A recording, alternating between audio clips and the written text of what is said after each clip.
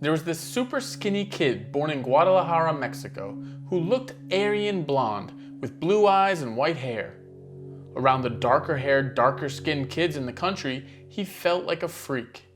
He was mercilessly picked on. He ate a lot of food to get bigger, hoping it would scare kids away. It didn't. At age 4, his entrepreneurial father won the lottery, $6 million. The family moved into a bigger house, and as a way to look smarter, his dad bought a ton of books for his office. The super skinny Caucasian-looking Mexican boy spent his days reading the classics of literature as well as encyclopedias, most noticeably the Family Health Medicine Encyclopedia and How to Look at Art, a 10-volume set. It's a clash of stylistic information that continues with him to this day. While his parents were off traveling the world with newfound money, the boy and his brother lived with his highly religious great aunt, who used to tell him he would literally burn in hell for hundreds of years if he wasn't good. His great aunt also put bottle caps upside down in the boy's shoes for him to walk on all day as a form of mortification of the flesh. Today, we know that small boy as the imaginative, lovable director Guillermo Del Toro. He's the guy who opened up so many people's eyes to Mexican horror with Cronos and The Devil's Backbone. The man who thought his first Hollywood film would actually be his last due to working with this guy. He's the man who has given us Academy Award winners such as The Shape of Water and Pan's Labyrinth. He's the type of guy who says, quote, "The point of being over 40 is to fulfill the desires you've been harboring since you were 7, end quote. And he did that, purchasing property now lovingly known as Bleak House, where he keeps his most treasured possessions in themed rooms. He's a man that has graciously shown us his heart with his passion in all things macabre. He is a gift that keeps on giving. He is everything our horror community wants and needs in our weird little dark corner amongst the spiders and shadows." Now, why have I gone through all of this about Del Toro's past? Because the director puts his heart and soul and everything he embodies into his work, and Geometria, one of his early short films, is the perfect example of this. But you wouldn't know that if you didn't know his past. After making a 33-minute short film he constantly apologizes for, Del Toro then gave us an homage to Italian horror in the likes of Mario Bava and Lucio Fulci. Geometria is about a kid who summons a demon to help him pass his geometry test. And like most individuals who play with the black arts, things don't go quite as planned.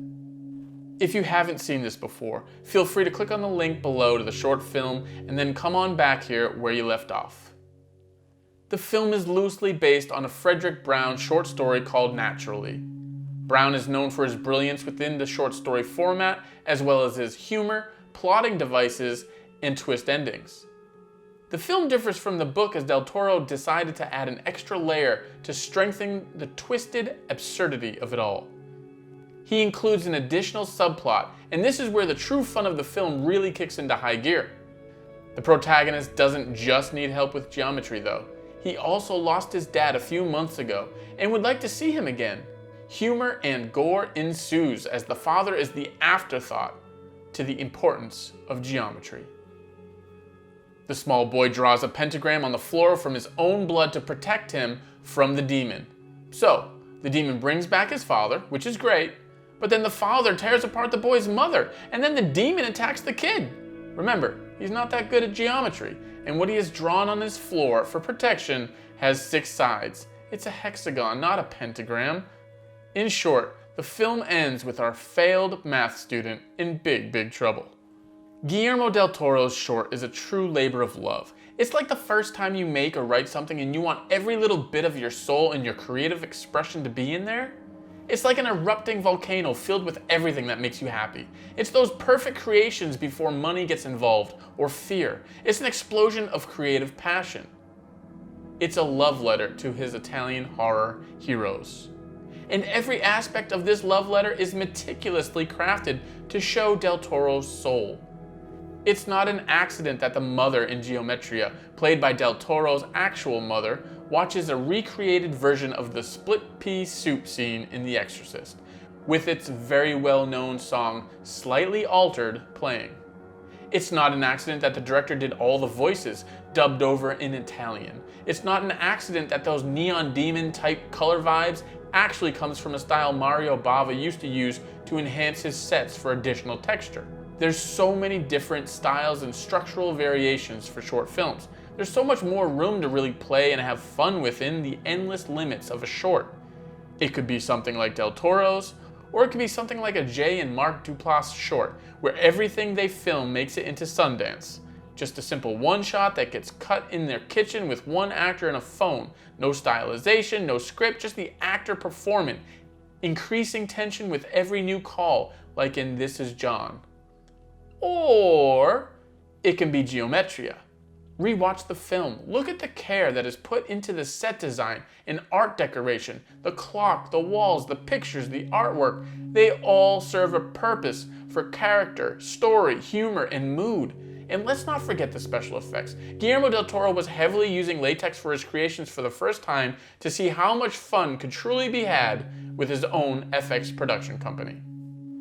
The themes of Geometria are the themes to Del Toro's life. His mother was a bit of a witch, learning from gypsies how to read tarot cards and tea leaves.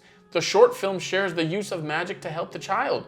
The absence of a father and a mother who seems more interested in television. The parents are not perfect in the film, but his parents were far from perfect in real life too. After all, Del Toro once wrote writer and editor of sci-fi, horror, fantasy magazines, Forrest Ackerman, that his parents weren't right for him. And could he adopt him? The spiritual side of things, including a demon that can destroy anything and everything, parallels the harshness of Catholicism that he was being shown by his great aunt, and the scariness that the underworld could bring. A child being unable to truly help himself in the midst of violence. Geometria shows exactly who Guillermo Del Toro was growing up. His fears, his view on the world, his imagination running wild, his love for horror, and all things comically macabre. This is an artist who feels everything in his mind and heart, then recreates it for the camera. You can look at this short film and know in hindsight that everything he does on a small scale, he does in his large scale films as well, when he actually gets a big budget.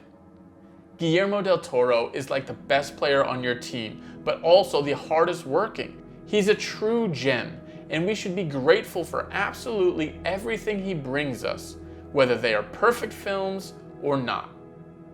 Although Geometria is damn near perfect.